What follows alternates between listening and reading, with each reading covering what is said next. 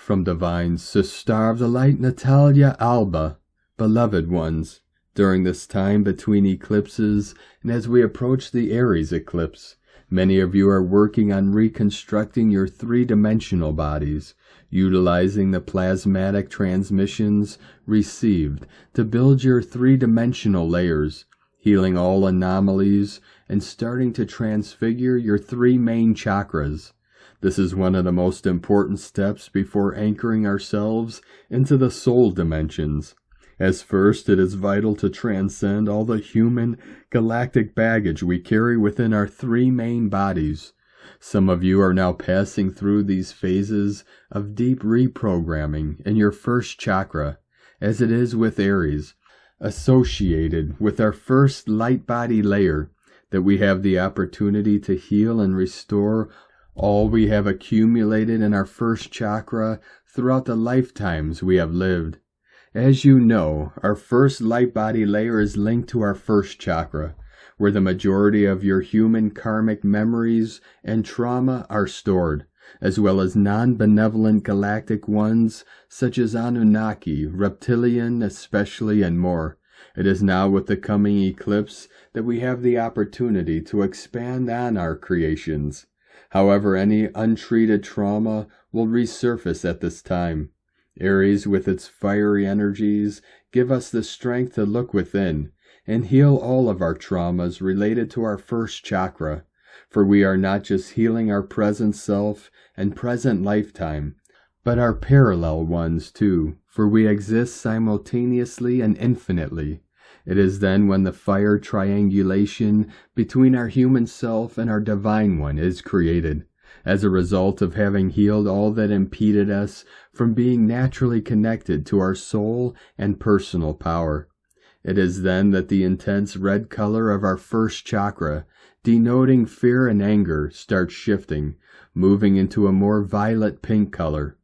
This is why the tetrahedron is associated with Aries and our first chakra, as it is literally the energetic geometrical figure that energetically arises when we achieve this inner work, activating our kundalini and restoring our coccyx, all its anomalies, and initiating the purifying required work for us to move forward into upper layers of our light body. This is one of the most important clearing tasks to activate our fifth dimensional DNA strand, activating our time codes and reconnecting ourselves to the illumined dimensions. Many of you have imbalances in your nervous system, and when asking your guides, the main blockage is not in the nervous system, but in the first chakra, which, as you know, governs the autonomic nervous system responses. And when it is blocked due to untreated trauma, abuse, and other galactic human inherited anomalies, it creates many blockages.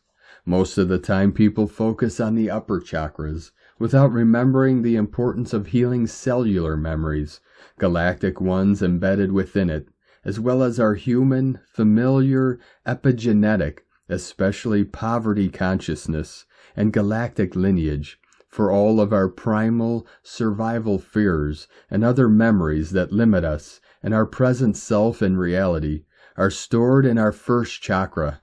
Many times we carry patterns that are not ours to experience, and yet we tend to repeat them unconsciously. Other times these profound fears may also come from when we were in our mother's womb, especially survival fears, if we lived in a non-desired pregnancy, which is what often occurs, as was my case, and adoptive children. These issues may impede you from being grounded and sovereign, embracing your inner creator, manifesting abundance and all the resources you need for your life experience, because abundance is another form of love. And if we have not yet loved all of who we are and heal all our traumas, there is a hidden programming within us that still governs ourselves and reality. False programming telling us that we are not enough, that we do not have a mission, for we are unworthy of it, for we are never enough, when in truth, simply by being a child of God, we are worth it.